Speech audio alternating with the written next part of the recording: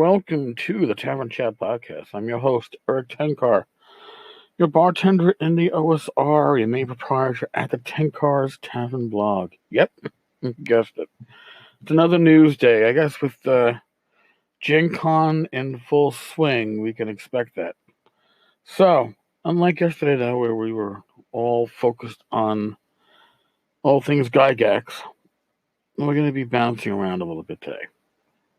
So, without much further ado, like I said, Gen Con is going on, so that means that the Pathfinder 2 playtest has been released. I will include a link for it on the blog post that accompanies this if you want to download it for free. Apparently, Paizo, they're using Amazon to fulfill the pre-orders for, I guess, the hardcovers or the paper, the Dead Tree versions of this. And, yeah, there's a big delay going on. But, in any case, it has released in PDF for those that are interested. I'm not really interested, I'll be honest with you. My experience of playtesting D&D Next, which became 5e, was one of frustration, annoyance, and general fuckery. I mean, it brought a good core group together for online gaming, for us to use virtual tabletops. But the actual process of playtesting a system that was heavily changed, very swingy, almost session to session.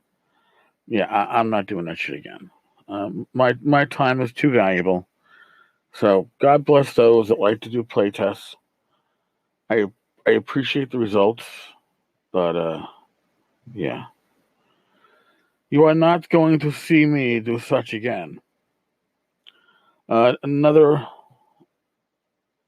recent announcement, or current announcement, or whatever you want to say. There's a Freeport video game coming out. Now, Freeport is the Green Ronin setting. I believe it's been presented in pretty much every flavor possible.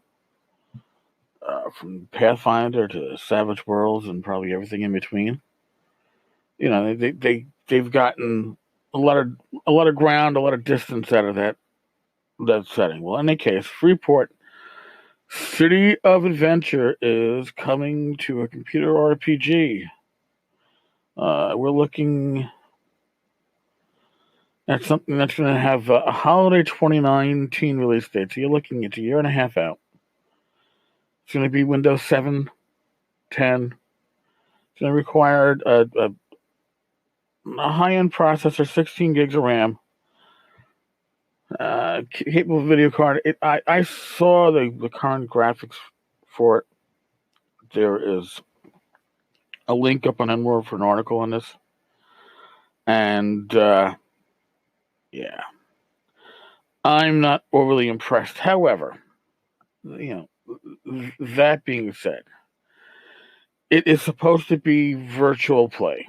So, the adventure takes place in your virtually designed custom attic. Because God forbid we actually had you in the basement. It's designed to be played pretty much like a tabletop. They're going real heavy. If you look at the site at Downing Monkeys Games, which they've got these virtual miniatures. They're a little cartoonish, but they're customizable miniatures built from real minis, and you get to paint your mini with virtual paint. All right. If it's in a game, whatever you can imagine in a true tabletop experience, you'll find here. You'll have a quest journal that magically fills itself in. Well, I don't know if that's in any game I've played in, but all right, that's cool. A character sheet that does the same, dice, maps, etc. Now, there's a simple character sheet that is shown on one of these picks, and it looks it was definitely OGL based, and it's got a whole shit list of skills. And listen, I don't know Pathfinder from shit or shinola. N-World saying it's built on Pathfinder. And for all I know, it could be built on 3.5. I could not tell the difference. It certainly is not built on an OGL system. I wouldn't expect it to be. But when this comes out in 2019, Pathfinder will be officially dead. Or at least no longer supported by its own creator, Paizo, because Pathfinder 2, which I just mentioned is going to be in the beta test, you can download today. Should be out there in the free world.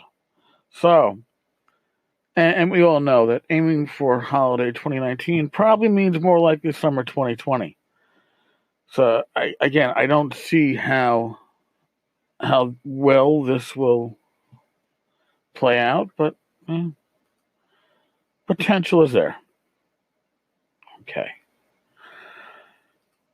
Another news. Robotech. Now, if you've been following the Robotech, I'm about to say Robotech saga, the drama with Robotech over the last 2 years or so, you've seen how Palladium pretty much screwed the pooch. They raised over $1 million on the Robotech Tactics board game Kickstarter, which was pretty much a failure, and a lot of people got left holding shit. And lo and behold, they lost their license to Robotech. Now, upon losing their license to the Robotech franchise, what does that mean? It means that they had to sell off all their books prior to the license expiring. Books that weren't sold for the RPG had to get pulped. So, yes, you can still find the books. They're still out there on the market. You can find them in your RPG store. You can probably find them on Amazon and some of the distributors. But it's no longer supported by Palladium. Now, who has the license? Looking at an article on ICV2, Robotech, the role-playing game, the Macro Saga, coming from Strange Machine Games, doesn't really mean much to me. The game will be created by Brian Young, and the majority of the artwork will be provided by Francisco Etchart. Players will have several standard career path choices based on the show, or can develop their own. Players will be able to pilot mecha or command starships from the saga. The game features asymmetrical play. All right.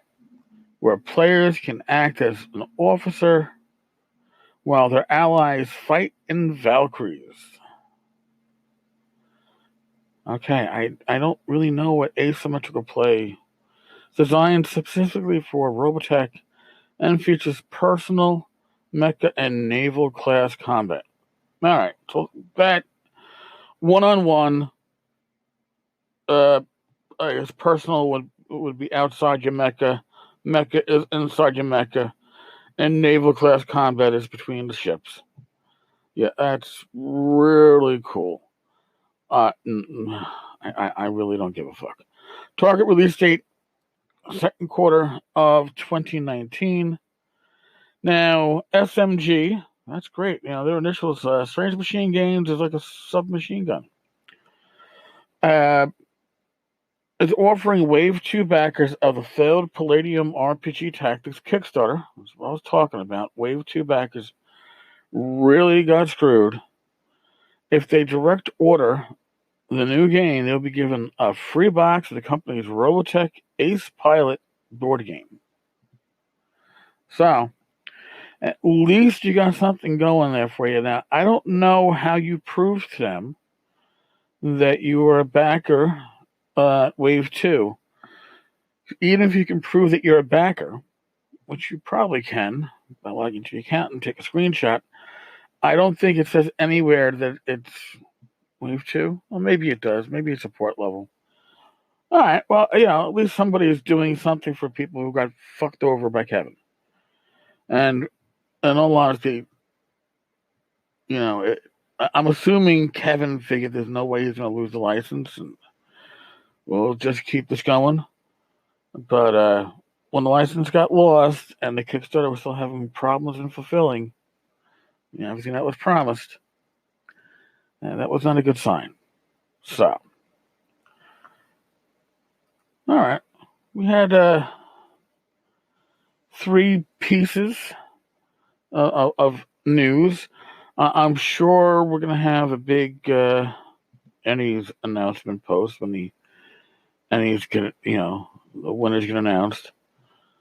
Something to keep in mind with the Ennies.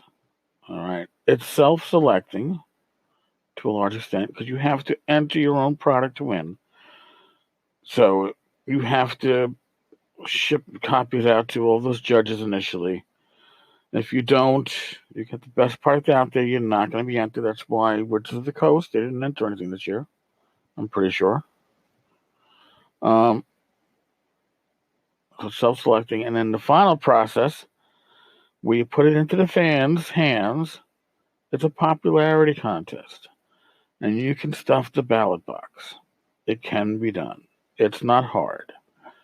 The Ennies people themselves told you what not to do, therefore they told you exactly what to do. So take the results with a grain of salt.